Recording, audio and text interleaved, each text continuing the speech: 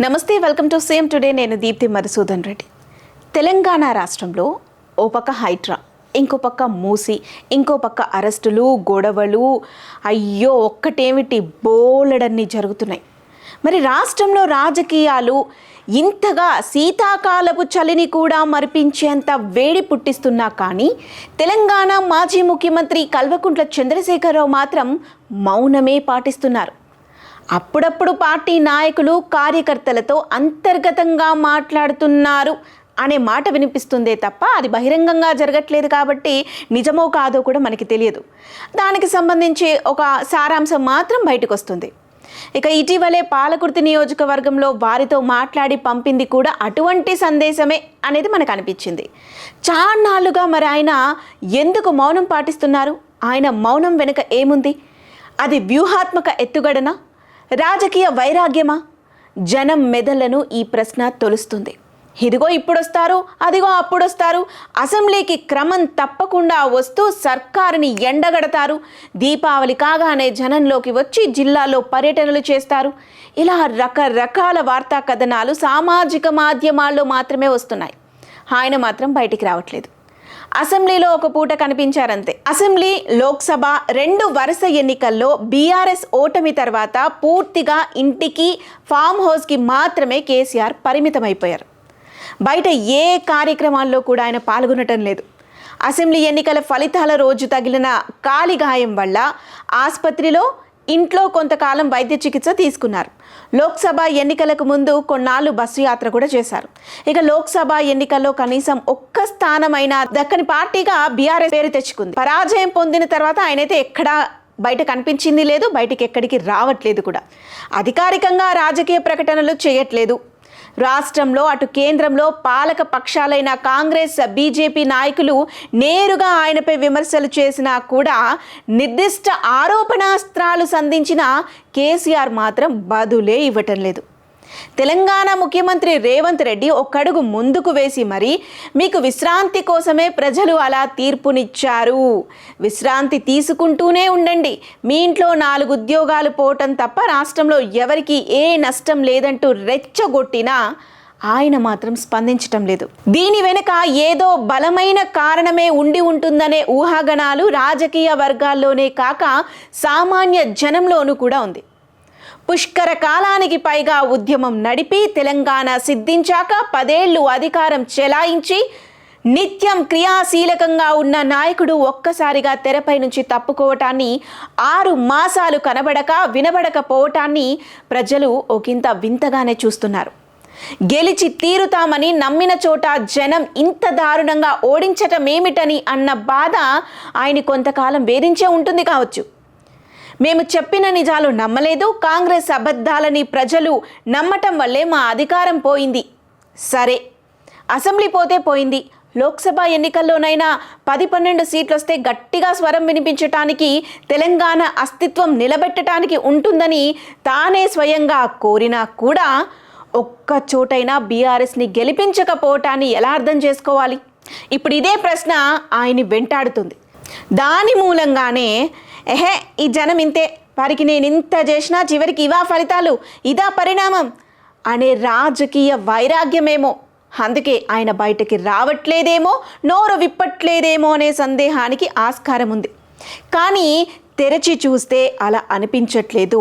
సమకాలికుల్లో ఎంతో పరిణితి చెందిన నాయకుడైన రాజకీయ వైరాగ్యమేమీ ఆయనకు లేదని, ఇది వ్యూహాత్మక మౌనమే అనుకోవటానికి ఊతమిచ్చే సంకేతాలు తరచూ వెలువడుతూనే ఉన్నాయి.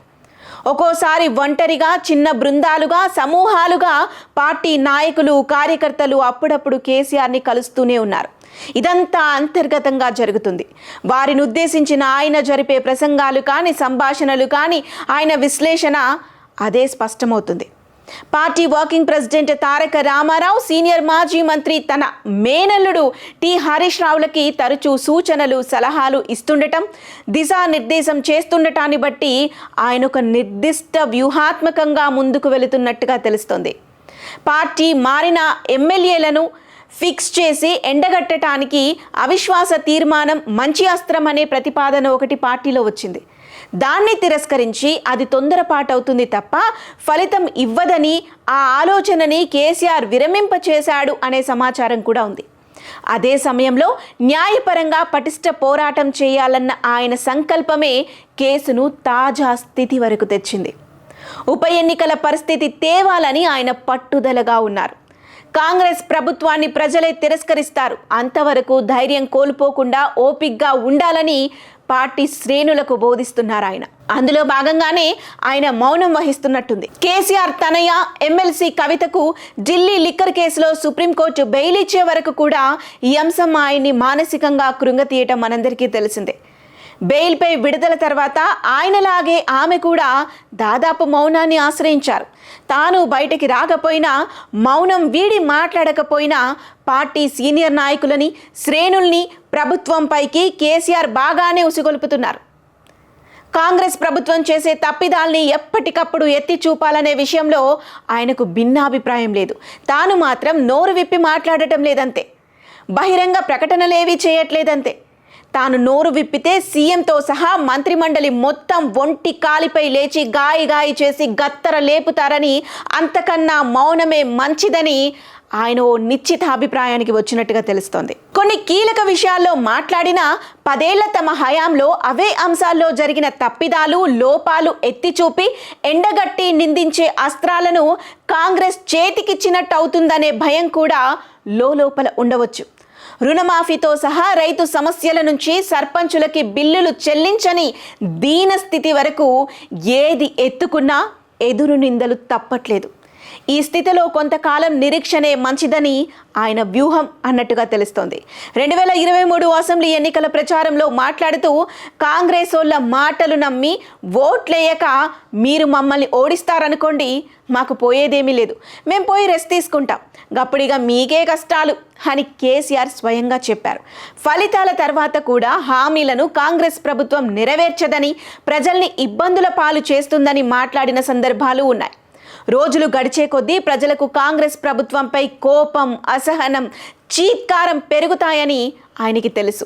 తప్పులు చేస్తున్నారు, చేయనివ్వండి, వాళ్ళ పతనం వాళ్లే లిఖించుకుంటారు అనే తలంపుతో పరిస్థితి పక్వానికి రావాలనేది ఆయన ఆలోచన అన్నట్టుగా తెలుస్తోంది. అది గ్రహించని పార్టీ నాయకులు, కార్యకర్తలు ఆవేశపడిపోతున్నారని, 4 ఏళ్ల పాటు ఆర్థిక మానవ వనరుల్ని వృధా చేసుకోవటం అనవసరం అనేది కేసీఆర్ అభిప్రాయం. తెలంగాణ రాష్ట్ర సమితి ఆవిర్భావం తర్వాత దాదాపు 13 ఏళ్లు ఉద్యమ కాలంలో కేసీఆర్ వ్యూహాత్మక నాయకత్వం నేర్పారు. ఉద్యమాన్ని ఒక్కోసారి ఉధృత స్థితికి, ఇంకోసారి మంద్ర స్థితికి తీసుకువెళుతూ డీల్ మంజా వ్యూహం పాటించేది. ఉద్యమం కనుక అప్పుడది సాగింది. తానే ప్రకటించినట్టు ఇప్పుడు బీఆర్ఎస్ ఓ పక్తు రాజకీయ పార్టీ. పోటీ పార్టీలు రంగంలో ఉన్నాయి. కేసీఆర్ ప్రత్యక్ష నేతృత్వం లేకుండా పార్టీని వదిలేస్తే ఆ రాజకీయ శూన్యతలోకి వ్యాపించటానికి బీజేపీ వంటి పార్టీలు సిద్ధంగా ఉన్నాయి. ఢిల్లీ నాయకత్వం కూడా దక్షిణ ప్రాధాన్యతతో దూకుడుగా ఉంది. గూడులని, ఇతర ప్రజా సమస్యలని ఇప్పటికే బీజేపీ ప్రజాక్షేత్రంలో ప్రత్యక్ష పోరాటాలు మొదలుపెట్టింది. అసెంబ్లీ ఓటమి తర్వాత త్వరగా కోలుకునేందుకే లోక్సభ ఎన్నికల్లో బీఆర్ఎస్కు అధ్వాన్నపు ఫలితాలు వచ్చాయి. పొరుగునున్న ఆంధ్రప్రదేశ్లో 2019లో చంద్రబాబు 23 సీట్లకే పరిమితమైనా కానీ, ఇంకో పక్క 2014లో జగన్మోహన్ రెడ్డి 67, ఆ తర్వాత 5 ఏళ్లకి అధికారం అనుభవించి 151 సీట్లు గెలుచుకొని, ఆ తర్వాత మొన్న జరిగిన 2024 ఎన్నికల్లో కేవలం 11కే పడిపోయినప్పుడు కూడా జగన్మోహన్ రెడ్డి కానీ పక్షం రోజుల్లో కోలుకొని ప్రజాక్షేత్రంలోకి వచ్చారు. జనాలకి అండగా నిలబడి పార్టీ శ్రేణులకి కొత్త నమ్మకాన్ని కలిగించారు. బీఆర్ఎస్కు ఎన్నికల్లో ఓటమి కొత్తేమీ కాదు. సవాల్గా రాజీనామా పత్రాలు విసిరి తెప్పించిన ఉప ఎన్నికల్లోనూ పలుచోట్ల ఓడింది. 2009లో ఇతర పార్టీలన్నింటితో కలిసి మహాకూటమిగా గట్టిగా పోరాడిన డజన్ సీట్లు దక్కని దుస్థితి.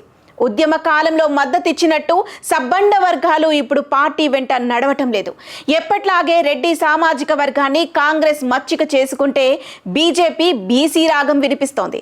తొలి 2 ఎన్నికల్లోనూ లభించినంత బీసీల, ముస్లిం మైనారిటీల, దళితుల మద్దతు బీఆర్ఎస్కు 2023 అలాగే 2024 పార్లమెంటు ఎన్నికల్లో లభించలేదు. కుటుంబ పాలన అనే తప్ప ఈ నేలలో పార్టీకి వెలమా అని కులముద్ర పడలేదు. కానీ దూరమైన దూరమైన సామాజిక వర్గాలను తిరిగి సమీకరించుకోవటానికి కేసీఆర్ ప్రత్యక్ష నేతృత్వానికి మించిన అస్త్రం పార్టీకి మరొకటి లేదు.